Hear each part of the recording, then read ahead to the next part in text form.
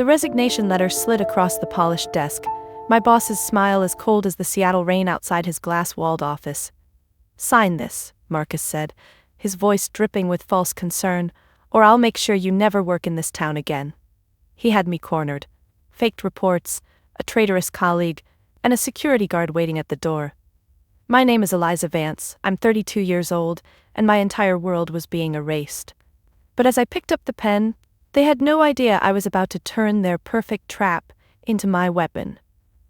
Before I tell you how I fought back, let me know where you're watching from in the comments. And make sure you hit that like and subscribe button, because trust me, you're gonna want to see what happened next. I've always been the kind of person who notices things others don't. The flicker of a server light gone wrong, the faint hum of a cooling fan about to fail, the way a timestamp in a log file doesn't quite line up.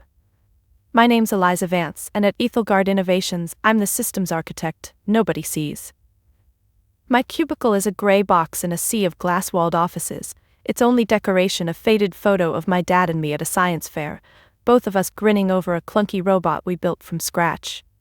That was before I learned the world doesn't always reward the ones who do the work. It was a rainy Seattle Tuesday when it all started. I was hunched over my keyboard, untangling a server crash that had stumped the entire team. My fingers danced across the keys, coaxing the system back to life. By 2 a.m., I'd fixed it. No one else stayed late, no one else cared enough.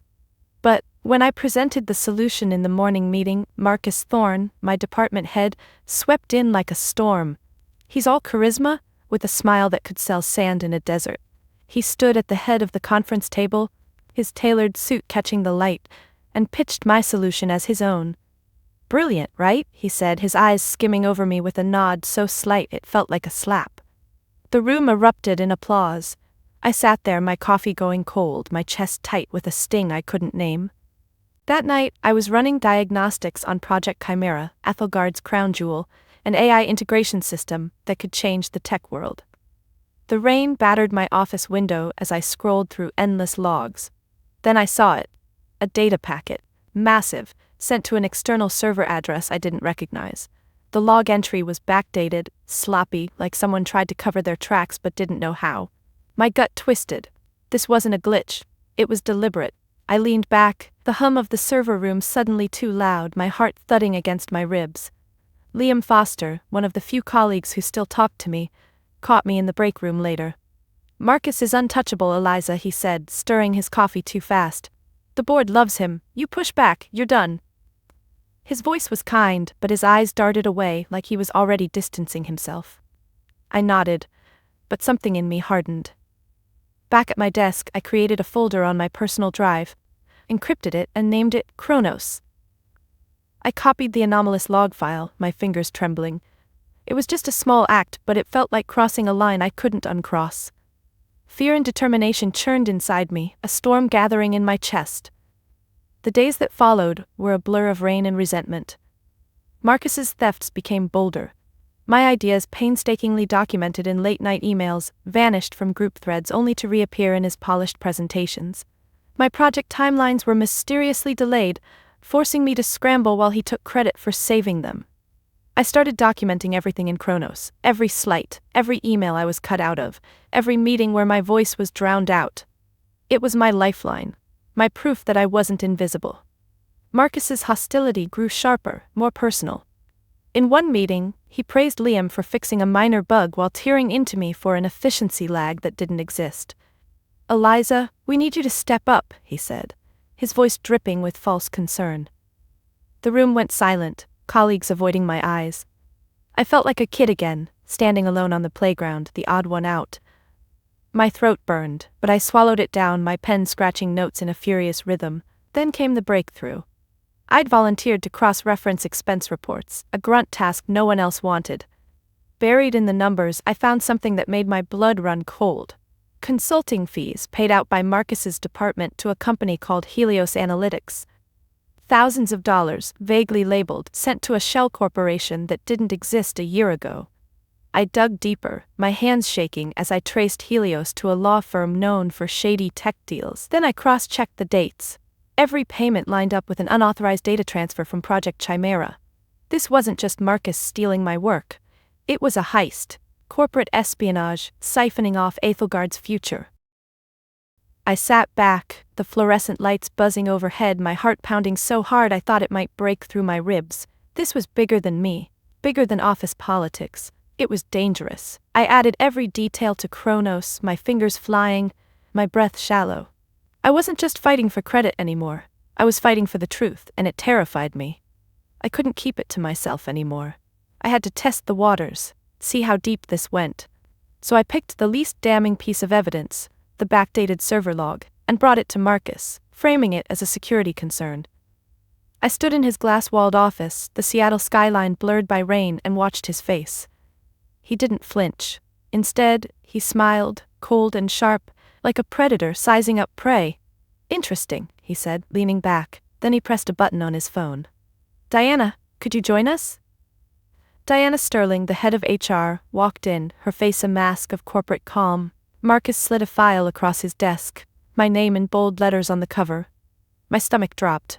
He opened it, revealing login records, faked, showing me accessing financial servers after hours. "Eliza," he said, his voice like ice, "this looks like unauthorized access. Care to explain?" My mouth went dry.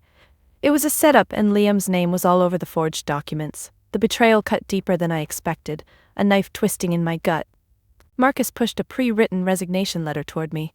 "Sign this, cite performance issues, and you can leave quietly," he said. "Or we terminate you for cause, and I'll make sure every recruiter in Seattle knows you're unstable." Diana stood there, silent, her neutrality a betrayal of its own. Through the glass, I saw a security guard waiting, his hand on his radio. The room spun. My career, my reputation, everything I'd built was crumbling. I took the pen, my hand shaking. I wanted to scream, to throw the letter in his face, but I was cornered. Then something in me snapped, not in defeat, but in defiance. As I signed, I made a tiny change, striking through voluntary resignation and writing "resignation under duress" in my neat, precise script. Before my signature, I added one word: acknowledged, not agreed. It was small, but it was mine. As the guard escorted me out, my access card dead in my pocket, my phone buzzed. A text from Marcus: "Wise decision. Don't worry, no one will even remember your name." I clenched my fist, the weight of that single word, acknowledged, burning like a coal in my chest. I was drowning. My tiny Seattle apartment felt like a cage, the rain outside a relentless drumbeat against my windows. I sat on my couch, laptop open to job boards, scrolling through postings I knew I'd never get. Marcus's text haunted me. "No one will even remember your name." My reputation in this city, my home, was ash. I'd always been the one to fix things, to make sense of chaos, but now I was the broken piece, discarded and alone. My phone stayed silent, no calls from colleagues, no check-ins from Liam, who I'd stupidly thought was a friend. The isolation was suffocating, a weight pressing on my chest until I could barely breathe. Then, late one night, my laptop pinged. An email, encrypted, no sender name. The subject line read, "Chimera Logs." My heart stuttered. The message was short: "Check your front door, a friend of the system." I hesitated, fear prickling my skin. What if this was another trap? But curiosity, or maybe desperation, won out. I opened my door to find a plain manila envelope on the welcome mat, damp from the rain. Inside was a USB drive, unremarkable but heavy with possibility. I used my old air-gapped laptop, the one I kept for emergencies, and plugged it in. The files loaded, and my breath caught. Server logs, clean, untampered, straight from Ethelgard's core systems. Every data transfer I'd flagged was there, linked to Marcus's executive IP address. Even better, there were cached instant messages between him and Liam, discussing the Eliza problem and finalizing the Helios asset transfer. It was Frank Miller's work, the gruff IT security admin, who'd always lingered at the edge of meetings, watching. I'd never spoken to him much, but he'd seen everything. My hands shook as I copied the files to Kronos. For the first time in days, hope flickered in me, fragile but real. I needed someone who could fight as dirty as Marcus. Rachel Grant's name came up in a late-night Google search, a lawyer with a reputation for tearing through corporate giants like a buzzsaw. Her office was a sleek, no-nonsense space in downtown Seattle, all glass and steel, a far cry from my crumbling world. I sat across from her, clutching my laptop, and poured out my story. She leaned back, arms crossed, her eyes sharp but unimpressed. "You've got a lot of accusations, Miss Vance," she said, "but no proof." I slid the USB across her desk along with a printout of my Chronos folder. Her expression didn't change as she scanned the logs, the messages, the expense reports. Then she froze, her fingers pausing on a page. "This," she said, tapping the Helios Analytics connection, "is ammunition." Her lips curled into a grin, predatory and fierce. "Ms. Vance, you've just made my day." Rachel's team moved fast. Within days they confirmed Helios Analytics was a front for Ethelgard's biggest rival, a competitor hungry for Project Chimera's secrets. Marcus wasn't just stealing ideas, he was selling the company's soul. I felt sick but also vindicated. Every late night, every slight I documented had led to this. Then the blowback came. A cease and desist letter arrived from Ethelgard's legal team, accusing me of corporate espionage for possessing proprietary server data. My heart sank, but Rachel laughed, a sharp, delighted sound. "They just confirmed your evidence is real," she said, tossing the letter aside. "They've handed us the case." Rachel didn't play small. She filed a whistleblower complaint with the SEC and the Department of Justice, detailing Marcus's espionage with surgical precision. It was a bomb, one that would ripple far beyond Ethelgard's glass tower. We didn't stop there. Rachel leaked a redacted version of our evidence to a journalist she trusted, a move that sent whispers through the tech world. Then she called Diana Sterling, the HR director who'd stood by while Marcus ambushed me. "You can be the enabler of a fraud," Rachel told her over speakerphone, "or you can be a witness. Choose." I could hear Diana's breathing, shaky, on the other end. She didn't answer, but I knew she was cracking. Marcus and Liam were unraveling. Liam called me one night, his voice syrupy with false apologies. "Eliza, we got off on the wrong foot," he said, but I could hear the edge, the veiled threat beneath his words. "You don't want to make this worse for yourself." Rachel had coached me, record everything. I kept my voice steady, letting him dig his own grave. Every word he said tied him tighter to Marcus's scheme. When I hung up, my hands were trembling, but not from fear. I was angry, and anger felt good. Then Diana called Rachel. She was ready to talk. She had years of internal reports, buried complaints about Marcus's behavior, hostile, manipulative, targeting anyone who challenged him. She'd been told to manage it, to keep it quiet. Now, she was done. Her testimony was the final piece, the trap fully set. I sat in Rachel's office, staring at the city lights through the rain, and felt something shift inside me. I wasn't just fighting for myself anymore. I was fighting for everyone Marcus had silenced, everyone who'd been pushed out or broken. The weight of that responsibility was heavy, but it made me feel alive. The boardroom at Ethelgard Innovations was a fortress of glass and steel, high above Seattle's rain-soaked streets. I sat at one end of the long, polished table, Rachel Grant beside me, her posture sharp as a blade. Across from us were the senior board, CEO Aubrey Callahan, and their legal team, all of them watching me like I was a puzzle they couldn't solve. The air was thick, heavy with the weight of what was about to happen. My hands rested on my Chronos folder, its pages worn from nights of obsessive review. I wasn't the scared woman Marcus had cornered months ago. I was something else now, someone who'd learned to wield the truth like a weapon. Aubrey leaned forward, her eyes cold but calculating. "Ms. Vance, we're prepared to offer a settlement," she said. $5 million, a glowing reference, and we part ways amicably. All we ask is a lifetime NDA. The room held its breath. $5 million. It was more money than I'd ever dreamed of, enough to start over, to leave this city and its scars behind. For a moment, I saw it. A quiet life, free from the weight of this fight. But then I remembered Marcus's smirk. Liam's betrayal, the way Diana had stood silent while my world burned. I thought of every late night I'd spent fixing their messes, every idea stolen, every colleague who'd looked away. Money couldn't erase that.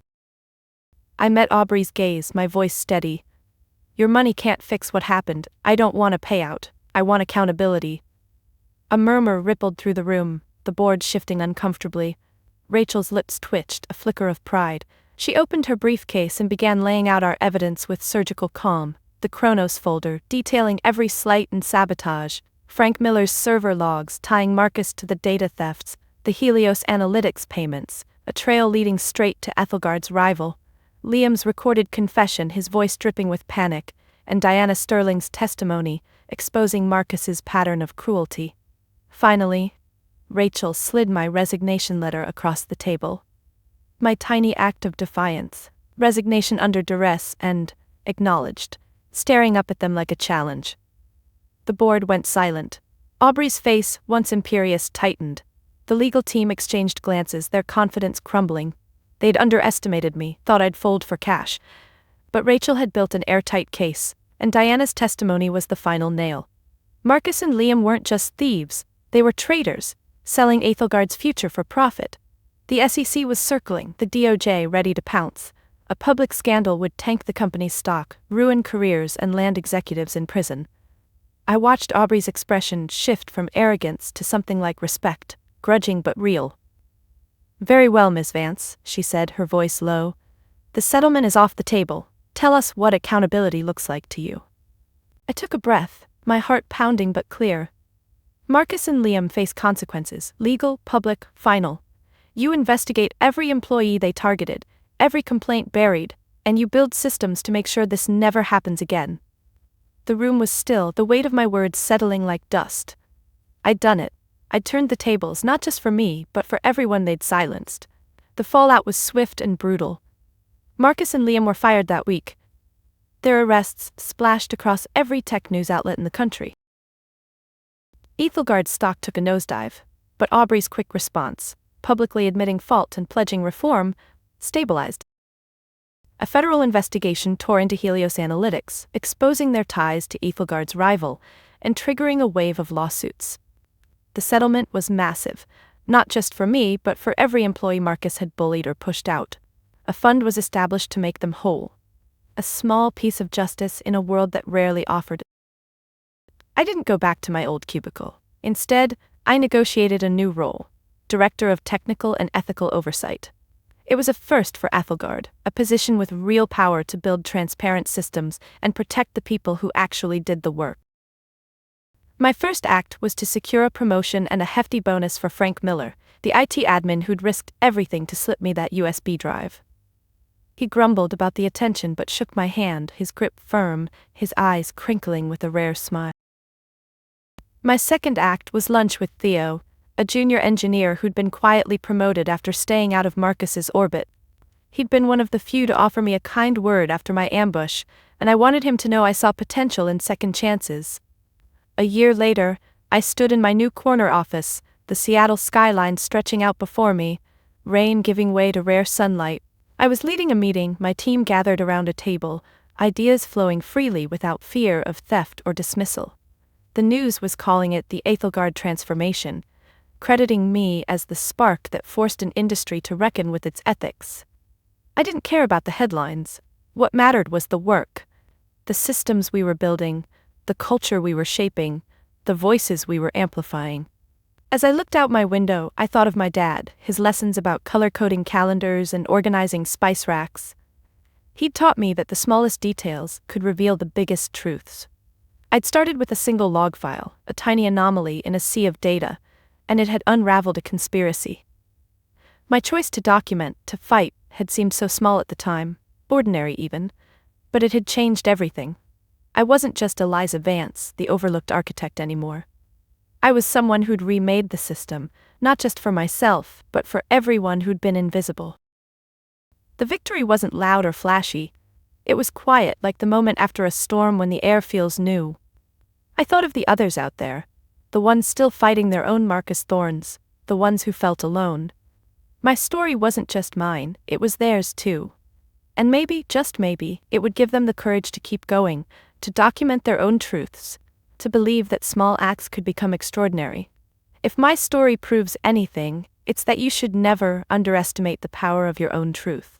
That quiet feeling in your gut, that email you save, that detail no one else bothers to notice, that is your leverage. Don't wait for someone else to fight for you or recognize your worth. Document your reality, build your own Chronos folder, and be your own champion. Your voice has power, but your proof is your weapon. Thank you for listening, and never, ever let them make you feel invisible.